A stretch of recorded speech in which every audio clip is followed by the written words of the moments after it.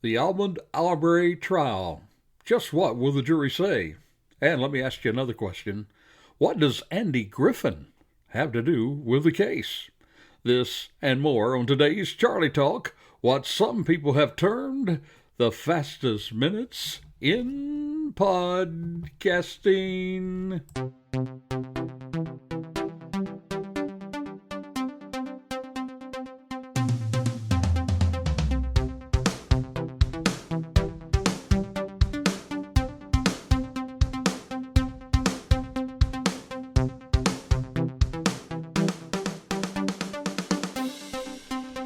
Well, hello and welcome to the Charlie Crimebuster Show. Now, we're going to comment on the verdict today that's already in, actually, on the Kyle Rittenhouse case.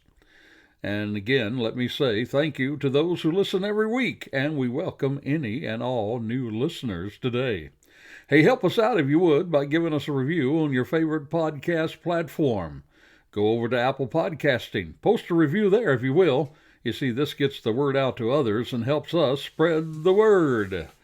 Well, now, we always try to share some safety tips along the way on our Charlie Talk, and I do want to take the time to remind you, our good listeners, that the holiday season is upon us, and it is not only the season to be jolly, well, it's also the season to be alert. And I hope you all can, my friend, be alert and aware of your surroundings. You see, situational awareness is especially important in this time of the year. So make sure you're careful out there shopping. Park in lighted areas nearest to the door as possible. Do not keep packages on your seats alone. It's an advertisement for thieves. Be careful about leaving boxes that carried expensive items out there in front of your yard. Again, another advertisement for those who steal. And hey, watch out for those scammers out there. It is the season to give, but do not give to those who are con artists. There are plenty of them. Above all, again, practice situational awareness, especially in this time of the year. All right, enough said right now about that. You see, the Kyle Rittenhouse verdict, well, it was announced this past Friday, and closing arguments in the Ahmuad Arbery case will begin Monday of this week. Some busy times for two very high-profile cases. Well, my friend, it's my opinion that the jury got it right about Kyle Rittenhouse case. You see, no way that could be anything but self-defense. One person had been chasing him, a guy who acted like a madman. That guy who was unbalanced was just released from the mental hospital on the very day. The day he literally lunged at him, went for his weapon. And that, my friend, is not just he said or she said. This is plain view on video. And the next one, well, he tried to take his head off with a skateboard. It actually hit him with that skateboard. People were kicking him in the head while he was on the ground. And another one points a gun within feet at him. Yes, friend, it was simple self-defense all the way. That is if you want to follow the law. That which we are supposed to do in America. Now, the prosecution, well, they went out of their way to try to prove otherwise with a very clever line. The prosecutor, he said, well, you do not bring an AK-15 to a fist fight. Well, my friend, you do. You do if you do not want to fight, and if you're outnumbered, and if people want to kill you. And by the way, speaking of that, you do not charge a man with an AK-15 just because you want to fight him, or hurt him, or kill him. You don't do that without just cause. Folks, regardless of what you think about a 17-year-old being in a dangerous situation with a rifle, he did defend his life in self-defense. Now, there are critics who say he had no right to be there. Well, what if I were to say to you that people had no right to protest? You see, the facts of Jacob Blake being shot by a cop, well, those facts were not shared correctly from the get-go. Yet people did have a right to protest. And Kyle Rittenhouse had as much right to be there as they did. As much as some may not like it, he also had a right to be there with the weapon that he carried. You see, my friend, it was proven it was not against the law for him to carry that weapon under the age of 18, as he had been charged. You see, the law refers to a short barrel shotgun or a short barrel rifle, not the long barrel that he was carrying. You see, the misinformation in this case, well, my friend, it was just nauseating. The press, the prosecution, well, they made it appear that he carried the legal weapon across state lines. He did not. You see, the weapon was not kept at his house. And they say that he drove from afar, then he just came in to make trouble. Again, he did not. He worked in the area. His father lived there. He had friends there. He just lived a few miles across the state line, and people who live close to state lines, folks, they cross them every day to shop, visit, and work. This was just simply another untruth told about Kyle Rittenhouse. They said that incorrectly. They also said he was a white supremacist. Even the president of the United States, President Biden, referred to him that way, even though there's no evidence at all that he was a member of any such group. Well, except, yes, he was a member and a supporter of Blue Lives Matter. He was a police cadet. He was a lifeguard. He had a desire to be a part of serving and protecting others, either by medical or by law enforcement. Also, there is not evidence that Kyle was a racist. He even announced himself friendly as he walked around that night. And by the way, the people that he shot defending himself that night, well, they were all white. They were not Afro-American. So he goes there that night because he was asked to come and help. He helped earlier to remove graffiti from the walls. He helped that night to serve as a volunteer medic role. He had first aid experience. He helped put out fires, and he helped protect property. He did not go there looking for trouble. He went out to help others. He was young, yes, 17 years of age. But 17-year-old young men, well, they can join the service at the age of 17 with their parents' permission. And those young men that are 17 years of age, well, we put rifles in their hands, and we send 17-year-old men to fight and die for us as a country. Well, while as a parent, I probably would not want my son to put himself in such a dangerous situation with a weapon or not. However, I will tell you, as a parent, if people tried to seriously injure my son or kill him, and he used a weapon to defend himself, well, yes, I would be for him having that weapon. And the jury got it right. Now, I understand that his actions that night placed him in the middle of a national conflict, a conflict about rights and police reform. And there are people who feel passionately about those issues. But, my friend, he's not to be judged by his political views, or by my political views, or your political views. He is to be judged according to the law. And the law, my friend, well, the law says that you and I can use lethal force, my friend, to protect ourselves from serious bodily harm or death. You see, he faced just that. He faced just that day, and he defended himself.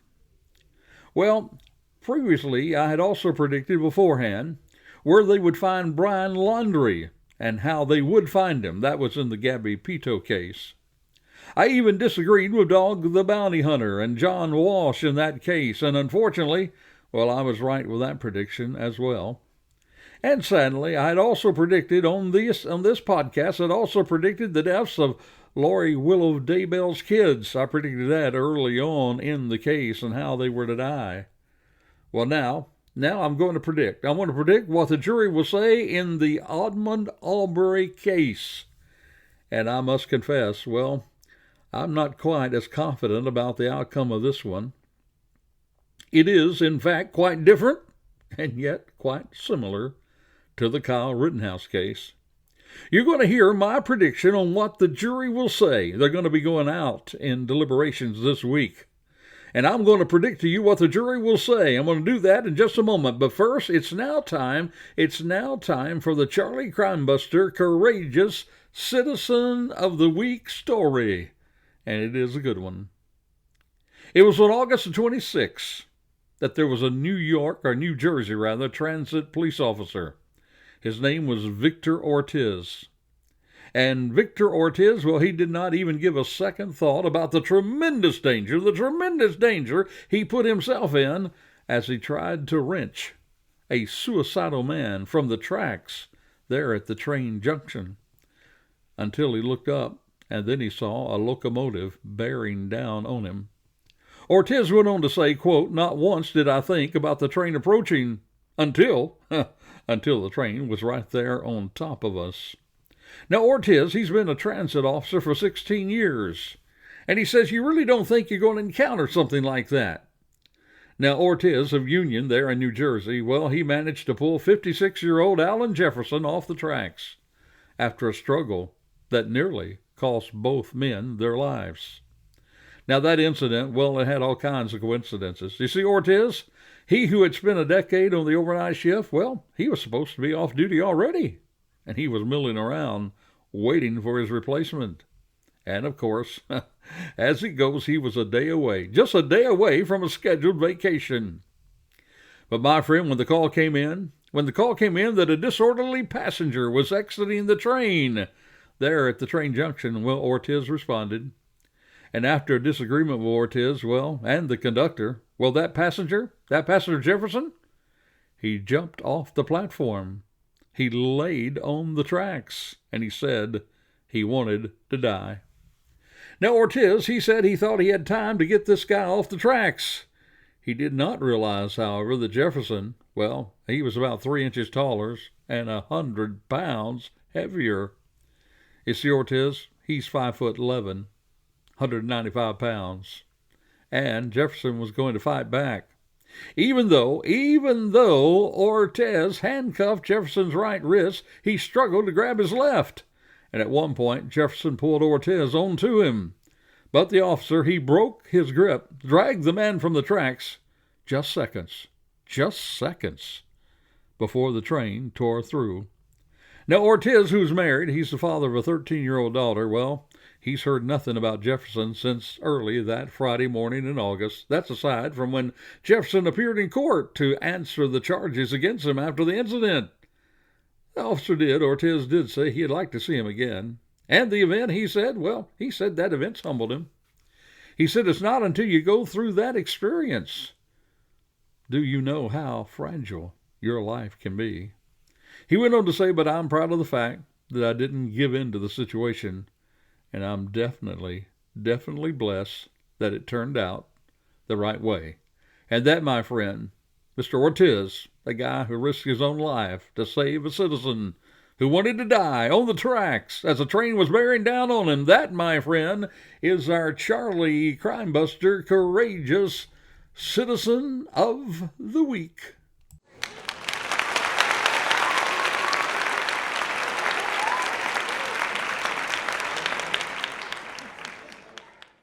Now, our focus this week is the Ahmuad Arbery Trial, and what will the jury say as their ruling? Now, the defense teams for Gregory McMichael, Travis McMichael, and William Roddy Bryan Jr., well, they've rested. They've rested after presenting their case, that's after 2 days, and calling 7 witnesses, including Travis McMichael himself. You see, the 3 white men, they're on trial and accused of chasing down and killing Ahmuad Arbery, a 25-year-old black man who was out for a jog on February the 23rd, 2020. That's in the Satilla Shores neighborhood. That's just outside of Brunswick, Georgia. The men were arrested in May 2020. Now, that was after a video of the shooting that was actually shot by Brian surfaced. You see, all 3 men are charged with malice and felony murder, and they've all pleaded not guilty. They also face charges of aggravated assault, false imprisonment, and a criminal attempt to commit a felony. Now, the McMichaels, well, their claim is that they were conducting a citizen's arrest, and that Travis McMichael, well, he was acting in self-defense at the time of Arbery's death. Now, Brian, he maintains, well, he's just innocent of any wrongdoing. He just went around to video it, according to him. Well, if convicted of the state charges, each man could face life in prison without the possibility of parole, so there's a lot on the line here. Closing arguments, well, they're going to be at 9 a.m. this Monday. Now, earlier, I asked what Andy Griffin had to do with the case. Well, if you lived in BG, and BG is actually before Google, if you lived in BG before Google and watched the Andy Griffin Show, well, you'll recall that Gomer Pyle was going around and he was yelling, "Citizens arrest! Citizens arrest!" He even attempted to arrest Barney Five on the show. Well, for many of us, it just did not get any better than the Andy Griffin Show. However, the citizens arrest law, well, it did not start with the Andy Griffin Show. You see, it goes all the way back to colonial law. Colonial law, according to Cornell University expert Jophus Margilis, he says that it dates all the way back before the founding of the United States, and that it allowed colonial citizens to detain someone they had seen commit a crime. You see, the law was designed for an environment which the police was not wildly present. That's what the experts said. Now, Georgia, along with other states, well, they also expanded those laws to allow citizens to arrest someone they reasonably suspected of trying to escape from a felony. Now, we think about those words, reasonably suspected. They're very important in this case. Well, Georgia's law, it dated back to 1863, and, well, it was basically, according to this expert, a catching fleeing slave law. And the three defendants, they will be tried under the old version of Georgia citizens arrest laws, those that were applied at the time of Arbery's death. The accused men, Travis McMichael, his father Gregory McMichael, and William Bryan, well, they said they thought Arbery might be responsible for burglaries in the area, and so that they tried to detain him. Now, as the McMichaels were trying to stop Arbery, well, their fight broke out on the road, and Arbery, well, he was shot 3 times with the shotgun. Now, according to our expert, the jury will have to consider whether the men, quote, reasonably suspected that Arbery had committed a felony and was trying to escape. Even though Arbery was never proven to commit any felony crimes, well, the jury simply has to conclude whether they reasonably believed that he did. Now, the expert, he went on to say that he expects the McMichaels to say it was not simply that Arbery was a young black man who jogged by. It was that we had a number of reports of burglaries in the area. By the way, police, they never really connected Arbery to any of those. Now, in addition to the now repealed citizens arrest law, well, the expert goes on to say that you have to consider Georgia's open carry and stand your ground laws as well will be a factor in the case. You see, open carry allows Georgians to openly carry firearms if they have a permit for them. And stand your ground? Well, stand your ground laws, well, it allows them to use deadly force if they reasonably believe they were at risk of seriously bodily injury or death. Again, according to our expert. So that's where we'll all turn. Now, testimony has come into the trial that does support that there were burglaries in the area, and that Arbery, or someone who fits his description, well, they were also viewed in the neighborhood, not just jogging around, but at nighttime, quote, unquote, lurking around. So in the McMichael's mind, he could have been considered a suspect. And Travis McMichaels himself, he testified that he shot Arbery because Arbery was attempting to take the shotgun from him and was attacking him. So, let me ask you, how would you like to be on this jury? Now, this young man has not been proven to be connected to any of the burglaries in the area. That's in spite of suspicious behaviors. Was he simply looking around the house under construction? Or was he casting it out and looking for something to take? Add to this, he had a criminal record, a weapons charge, plus a shoplifting and violation of probation charge. And ask yourself, was it reasonable for the McMichaels to believe that he had been involved in felonies for a citizen's arrest? On top of that, was it reasonable for Travis to shoot this young man who attacked him and was trying to take his weapon? Or was this simply a young man who was out for a jog, saw himself being chased by 3 white men, and grabbed the shotgun out of fear for his own life? What would you decide if you were on the jury? That really is the question, isn't it? Now, a third person by the name of Brian, who did not know any of those persons, well, he joined into the chase that day, and he was responsible for the video that was released to the public. Was he just an innocent bypasser who wanted to document what was going on? You see, he himself, well, according to reports, he made a statement, "We had him cornered like a rat." That statement, among other things, brought him, Brian, into the same charges of the McMichaels murder with malice. Now, we have yet to hear the jury instructions, so I do not know what the different charges are that the jury can convict any of them on if they are lesser charges than murder with malice. You see, Travis Michael, he's the son of Greg McMichael. Travis, according to testimony, had law enforcement training in the Coast Guard, and Greg, the father, well, he was a retired law enforcement officer who had last worked as an investigator for the district attorney there in the area. But what will the jury say? What will they say? And I'm going to tell you exactly what I think they'll say in a moment. But now, it's time for our Crazy Crook story. You see, we always seek to lighten the load here with a Crazy Crook story.